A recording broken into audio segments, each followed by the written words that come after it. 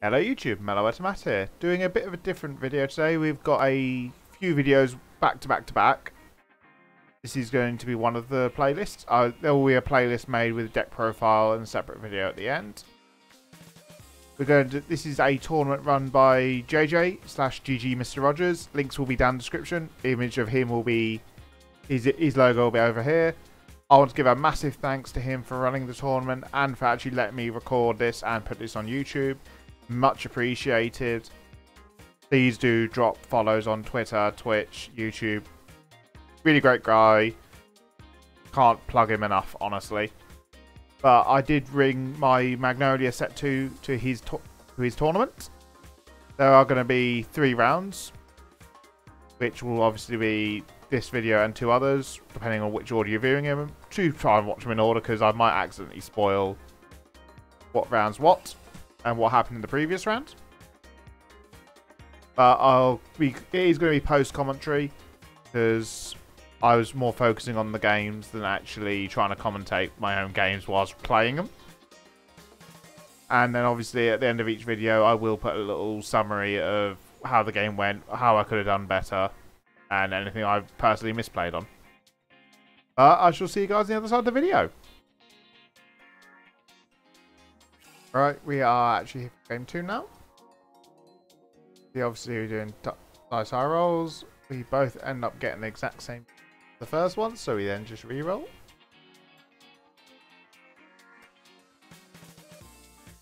Opponent gets a 9, I obviously get less, so I end up going second again. Now matchup wise here, we have got me on the right hand side still playing Magnolia. And my opponent here on the left is actually going with Prison. So matchup wise, I'm already on the back foot, because Magnolia is all about creating a board, applying pressure, early aggro, lots of good stuff. Whereas Prison, however, wants to profit off your opponent doing those things and punishing them by taking away their rear guards and their hand and drop. And then gain skills obviously based on how many cards they've actually managed to imprison. So for him, it's a really good matchup. For me, it's a really bad one. You see there, I redrew 3. My opponent there is now redrawing 2. So obviously, at this point, I'm looking to not use Alenia's, because Alenia's obviously Counter Blast and Soul Blast, which is 3 units from Prison. So that's a lot of resources to use up. Obviously, Dominaru's Soul Blast is another resource gone. I've got to be careful with Gnostola, so obviously I wouldn't use him as much, because it's all about monitoring what's in my prison and abusing what I can and can't use. Obviously, we're just doing the redraws.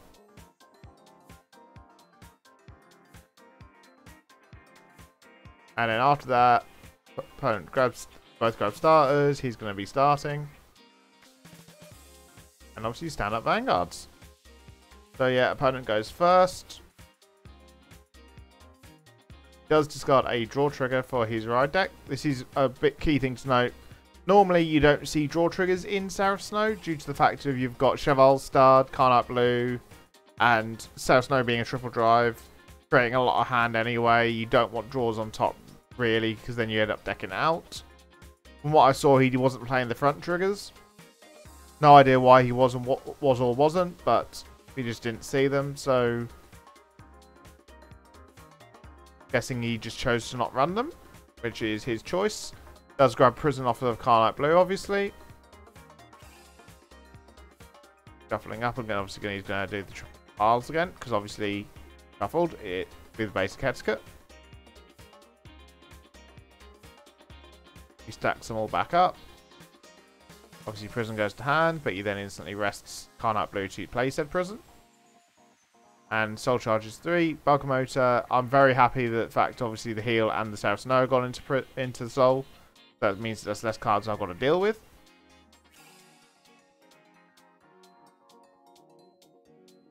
So I discard Charis here to ride into Charis, and then just literally straight up swing. There is a pause here for the fact of obviously I have forgotten to draw full said starter. Obviously the opponent just grabbed me, not opponent, sorry, the judge that was in the voice call with us is just grabbing me to say, look, you forgot to grab your draw for turn, so please fix it. Obviously, that was me spreading out to counting just to double check. that I had actually forgotten, and I was in the wrong. Obviously, slight warning there. I do thank the judge for obviously letting me know. And obviously, carry on the swing. Opponent's debating if he wants to guard or not. Because obviously, turn 2, he doesn't need damage to work with. Because the Result Pink's free. Bug Motor's free.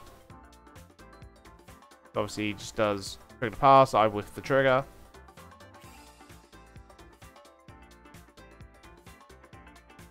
Then he discards another trigger. For Result Pink. He then says he wants to take a card out of my hand. Obviously, me knowing it's not needed as much, I'd give him the Gnosler. Trying to find somewhere to put the prison so it's on camera, because obviously he's got to be on camera at all times for the remote fight rules. But obviously, I then want to take it off the... I want to have it somewhere that it's not going to get in the way. So obviously, I remove my phone, just chuck it to the side of the playmat in general. Obviously, giving the Gnosler in there is really good because it's not a key card for me. He then does Bug Motor to put the Paris into the prison. He's about to swing at Vanguard, but he decides he actually wants to try and commit more to board. This is where I think he overextends a bit too far. Because if you notice here, he's got 3 cards in hand. And he's got no damage. Yes, he's got no damage to work with, but... if he commits too much to the board, he's then not going to have anything left for the late game. But as you can see here, he does decide to drop down the Perio Turquoise. Yep, there it is. Perio Turquoise has been committed. Obviously, it gets the 5k because of having 2 in prison. But by dropping this early, he's painted a big target on it. Because obviously, at this point, I now can swing that out off him. He does swing Vanguard first, which obviously I can then do taking the Vanguard. Taking the rear guard. And then when he swings with the Vanguard, I can 15k block. Yes, he's forced a 15k shield out that he can Bug Motor. But it's more the fact of obviously me chucking the 15 is now forced that I can't get crit. I'm not going to be rushed to 3 damage this turn. Whereas obviously if he'd done it the other way round, it'd have been 25k Perio Turquoise, and I wouldn't be able to guard that with a simple 15k shield. I do hit a PG off of the Charis. This is a key thing to note, because obviously I do run Ghost Chase in the deck, so opponent has to play around that. I pay 1 Cat Blast for the prison to bring back the 2 things out, so obviously the 5k on Perio is gone. Obviously both units have lost 5k overall. But I then place down Admantis to give 5k back to the Gnosler, still make it a 13k column to apply some form of pressure. I do swing 10 into the Perio Turquoise itself. He chucks the heal that he drive checked. I drive check into a Demino. Obviously, the opponent just wanted to double check because he didn't quite see what it was. He then do swing for a simple 14k into the rear guard Perio again.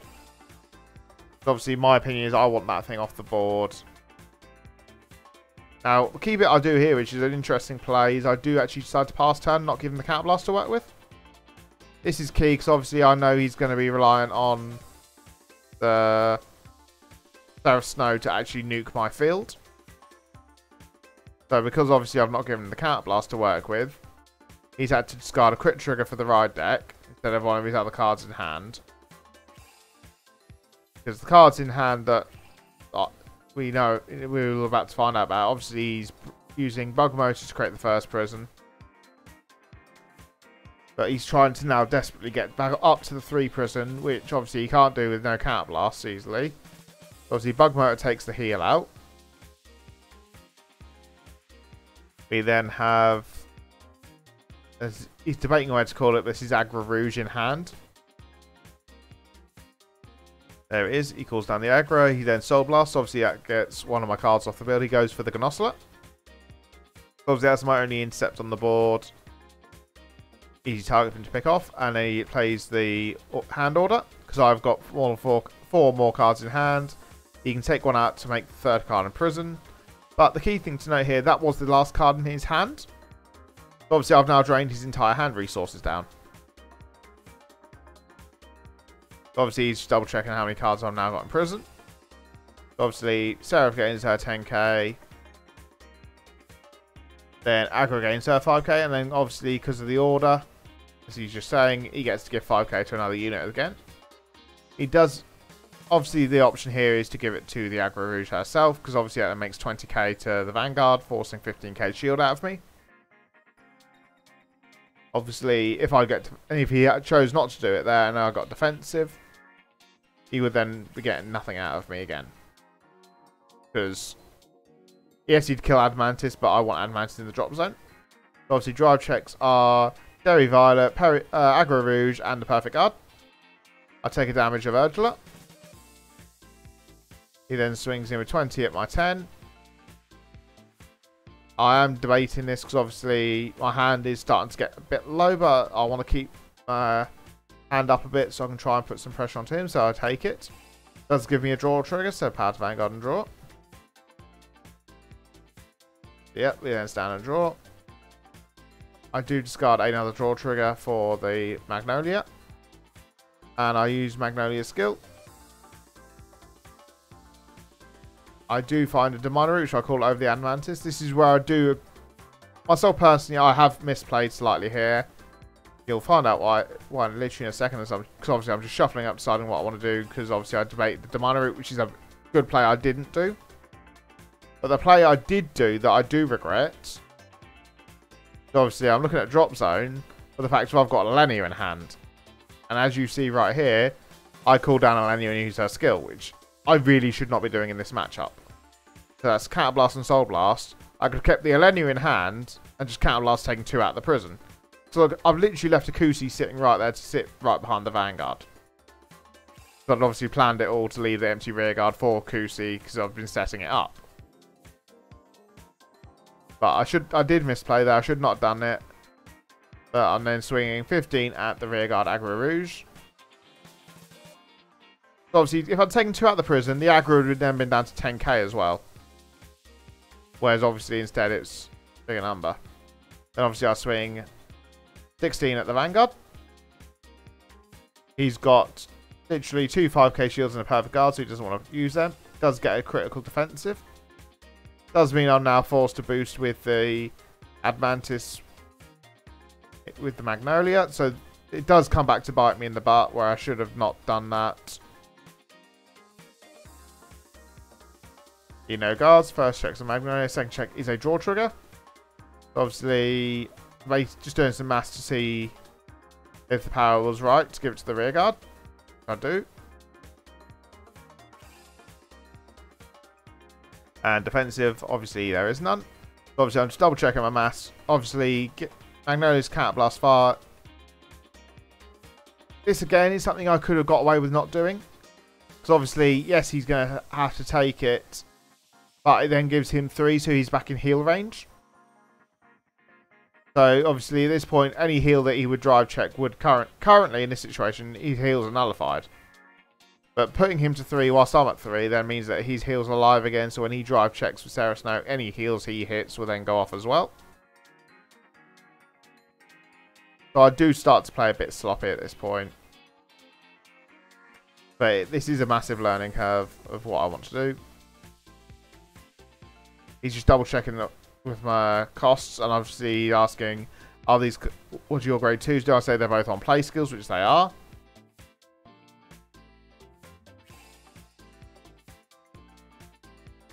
Obviously he gets his guaranteed 10k because obviously I've got the 3 in prison. So we know his hand now is obviously a Derry Violet, Aggro Rouge, and a PG, plus 1 unknown card. He Counterblast once for Sarah Snow. And chooses to take out the PG and a Charis. So obviously he doesn't want Ghost Chase going off to pick up the PG.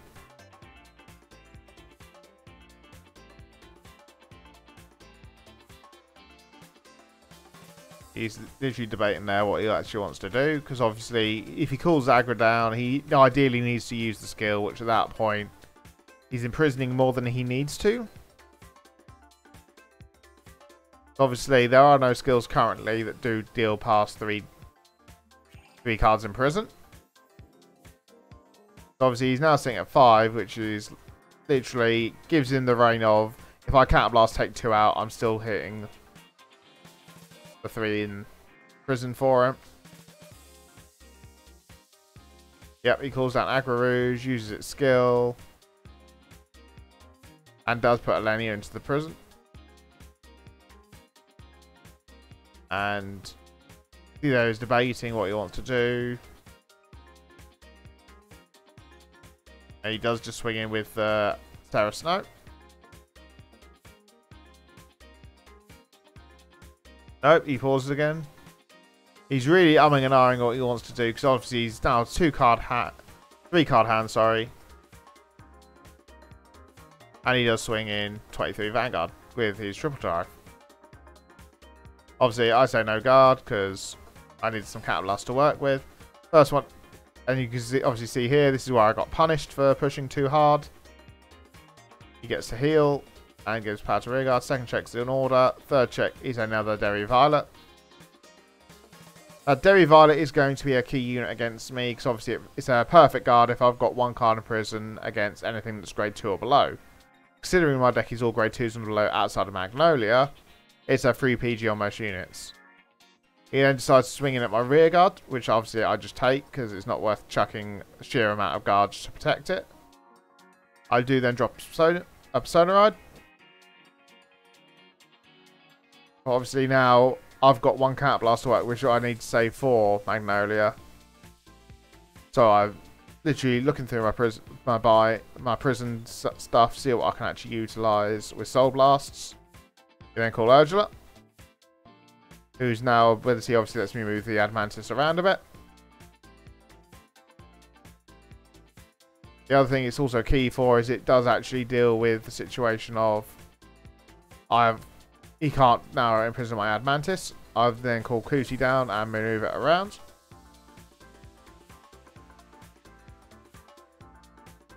And call down another Admantis, whose skill will give 5k to the other Admantis, which is really good scaling. Because now my front row all hits 23 minimum. So that guarantees that Persona Rides, any defensive triggers won't hurt me. I swing in with Vanguard first for 23, so obviously I can try and scale the back row up so they can actually try and do some damage. You know, guard's first check is a heal trigger, which is very key for me. I need this to keep in the game. I do give power to the Urgula, so obviously that then breaks over the 23k mark. But second check is a Demina. And then damage check is a Cheval Stud. I then counterblast 1, giving 5k to the Urgula, 5k to the Admantis, and 10k to the Demina.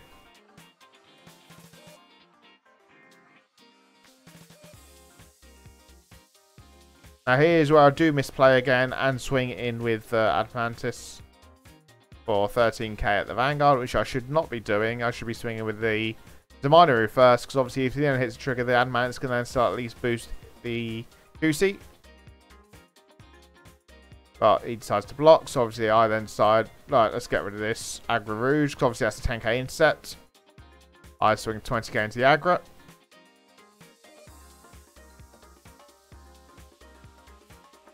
He ums and ahs and decides that he's just double checking my powers to the other units. So obviously I've got 25, 23 and 23. All are going to be pushing massive numbers. He needs to save these hand cards to try and block them.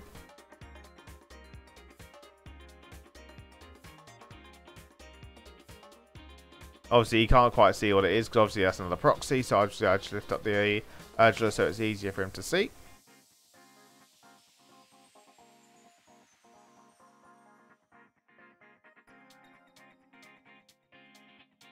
So after the umming and ahhing, which does unfortunately takes a while because obviously he's not sure what he does and doesn't want to sacrifice to protect it. He does let the aggro go in the end.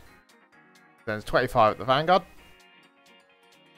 So obviously this is a 15k shield.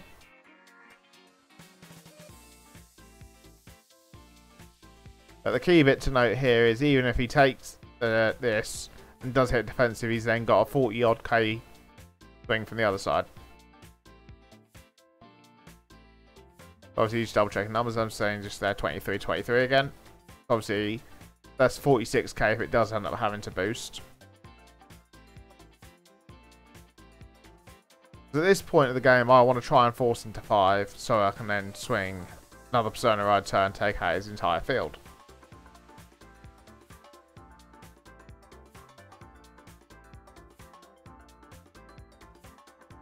So obviously, we know in his hand he's got double Derry, so big numbers aren't an issue. He does have take a PG damage. But at this point, for me, swinging in unboosted and making 2 attacks out of it forces more cards out of him. So obviously, we swing into 23.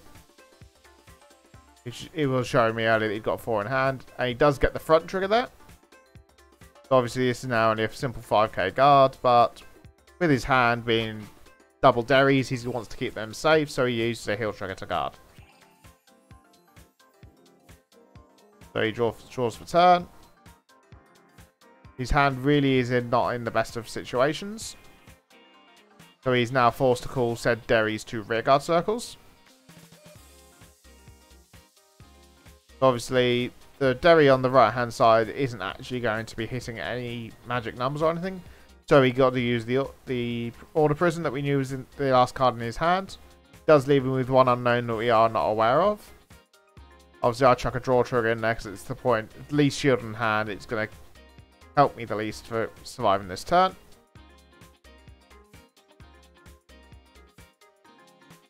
Obviously, you can use Sarah Snow to remove some rear guards.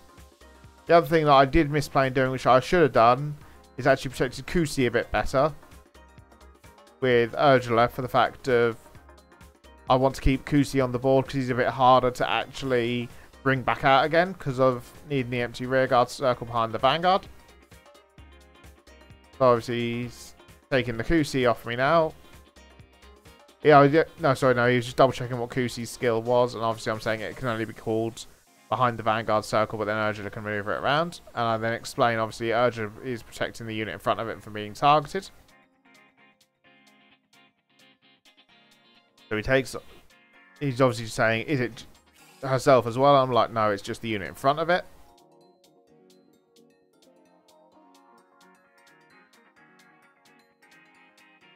Obviously, he takes the Kusi as his first target.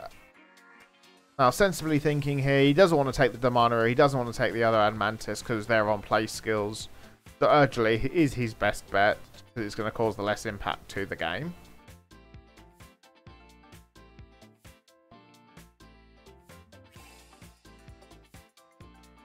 He does decide to settle with the Urgula. And obviously he gets 5k, he got the 5k from the order, so all columns now hit the Vanguard. He does, however, still swing Vanguard first, if I remember correctly.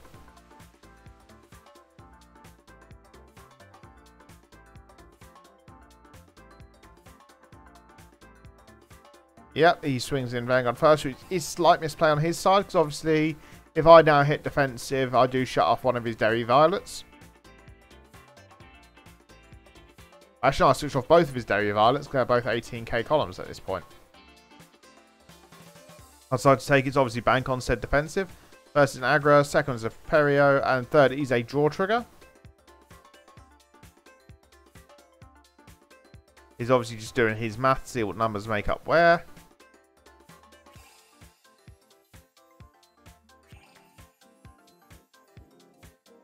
He gives the 10k to the boosted side, so obviously that then hits 28, forcing 20k shield out of me, which is a really nice number for him. I take my damage in form of Alenia. But it does mean that this Derry is only a 15k, so a nice easy block for me. He does swing instead at the Admantis, so it would force 10k guard, so obviously I just let the Admantis drop. He's debating, because obviously if he gives me the 5th damage, I have 2 counterblasts to play with to take stuff out of prison and still swing at the Magnolia. He's obviously asking me how many cards I've got in hand. At this point, I've got 8 cards in hand because I've been hitting quite a few draw triggers and just keeping back my resources. So he decides to pass the turn. I unfortunately don't hit the Persona Ride, so I don't get to create mass attacks this turn. Because obviously if I'd hit the Persona Ride, this would have been a final push turn because he's not got enough to actually pressure me enough to not hit his units. Obviously, I'm thinking here, what do I actually want to grab from prison, and if I actually want to use Magnolia's skill.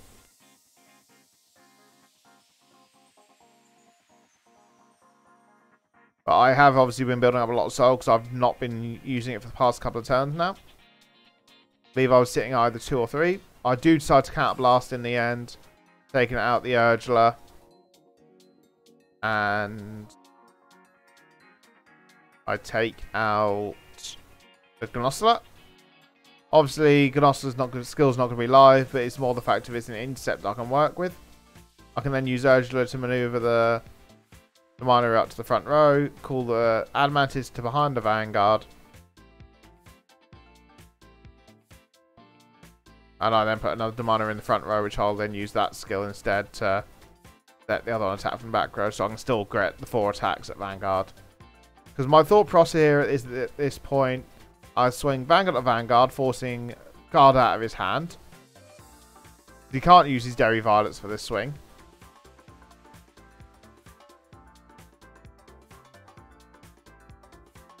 Process is, if I swing Vanguard, use both Dominoes, take out the Derry Violets, I can then hopefully pressure Gnossler through enough if I've got enough triggers.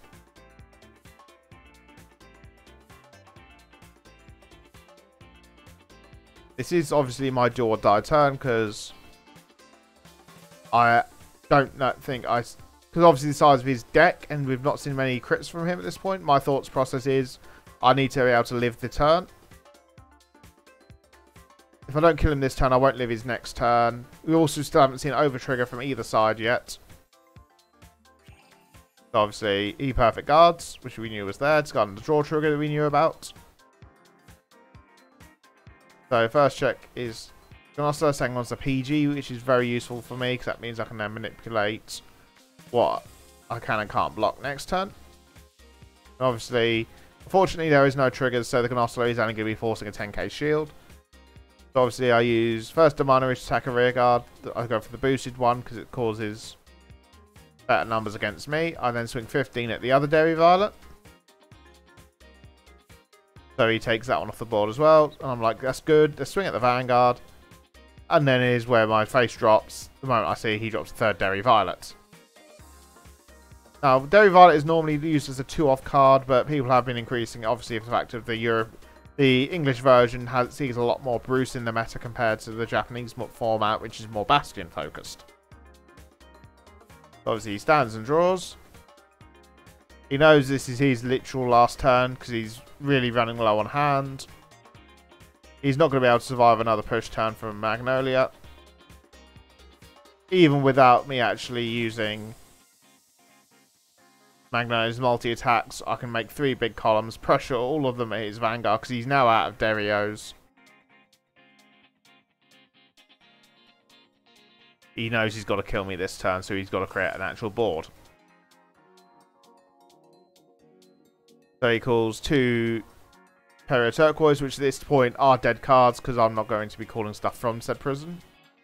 He then uses the Counter Blast. I obviously remind him again that obviously Gnossler is protected, which is really good for me because that's the 5k intercept I can actually utilise.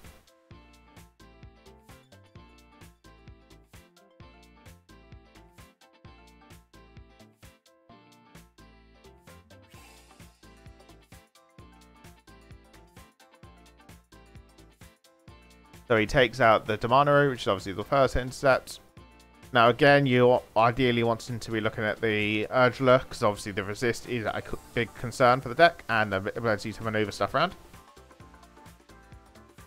Which he does take. But now I'm sitting 4 damage, I've got no soul, no counter blasts. I can guarantee my Vanguard being safe for the fact that I've got a PG. Obviously both of the Perio Turquoises gain 5k because I've got 2 in the prison. He swings 23 at Vanguard. I obviously then check the perfect card, ditching away a draw trigger. The first check is Cheval Stud. Second check is the over trigger. It finally makes its appearance. Obviously he gets to give 100 million to a unit and then doubles the power and crit of all of his rear guards. Obviously, at that point, I haven't got enough to survive the rest of the turn. I decided. So obviously, I'm just double checking how many heals. At this point, I'm looking for my heals. See how many heals I've gone through. What I can actually do, what I can't do.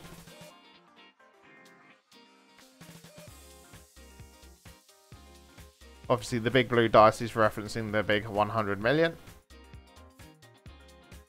He's just doing math, because obviously, if he does it on the unboosted side, it's better for him, because the boost is still going to hit massive numbers anyway, because he's got the extra bit of boost. He does put it on that side, which is better for me. And then third check is a Sarah Snow, so I know next turn I will not live no matter what, because Persona Rogue Sarah Snow is going to nuke his entire field. He's going to nuke my field, because the power is just going to be too big for me to deal with. This then swings in. This is only a nice 30k, so a nice simple guard for me here. So obviously I guard with Crit Trigger and Demana Root to put me to 33. I am, however, now reliant on my over trigger / heal, so I just take it. And we go for it. First check is a Ghost Chase, and second check is unfortunately a Ghost Chase, and that is game 2. I shall see you guys in a second. Alright, and that was round 2.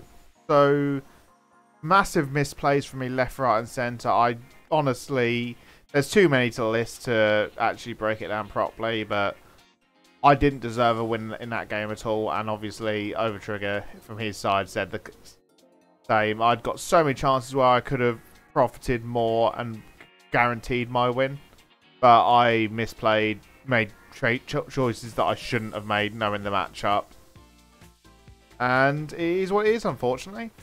But that's it for this video. If you'd like to like, comment, subscribe, it very much does help the channel, and I shall catch you guys in the next video. Bye bye.